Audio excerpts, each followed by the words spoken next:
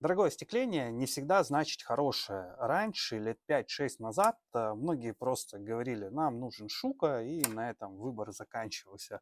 Сейчас рынок сильно изменился, и сегодня качество это уже не только название системы. Ну, дьявол кроется в деталях. Можно взять не самую дорогую систему, но сделать грамотный проект, хорошие стеклопакеты, нормальный монтаж, и в результате получить очень достойный результат. И здесь огромную роль играет архитектор. Потому что красивая картинка это одно, а реализуемая конструкция совсем другое. Иногда дизайнеры рисуют огромные створки, сложные решения, и потом это становится проблемой. Идеальная история это когда архитектор понимает техническую сторону проекта и ведет объект до его реализации. А еще лучше, когда кончиков подключают уже на стадии проектирования. Тогда многие вещи можно заранее просчитать, скорректировать и избежать огромного количества проблем.